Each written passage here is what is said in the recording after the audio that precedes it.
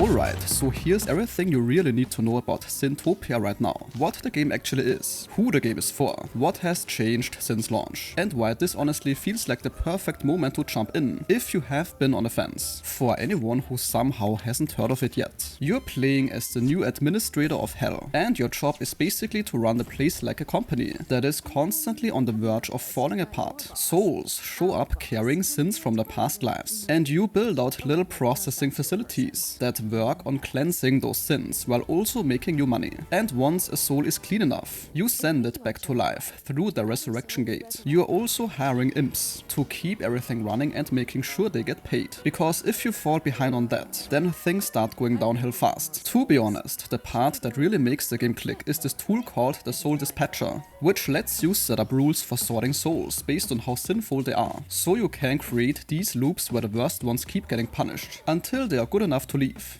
On top of all that, there's also a whole overworld you're messing with at the same time, where these little people called humus live their lives and build stuff, and you can throw spells around to nudge things in your favor. And then of course there is the writing and the dark office comedy tone that is running through all of this. Pair this with the great music, and it really helps the game stand out. Since the characters are constantly bickering and joking, it never really feels like you're staring at spreadsheets, even though that is kind of what's happening underneath. Now, as for what has actually changed since release. At launch, the difficulty could ramp up way too fast for newer players, and the economy had this nasty tendency to spiral out of control if you fell even a little behind on payments, even to the point where runs became unsolvable. The first patch tackled that pretty directly, lowering the upkeep costs for buildings and imps, giving easier difficulties more hero points that you can spend during the campaign, and toning down some of the rougher moments like the corruption stone. They also fixed a good amount of crashes and made the Soul Dispatcher a lot less likely to clog up traffic. The second patch kept that momentum going, with even more dispatcher fixes. Several campaign bugs cleaned up,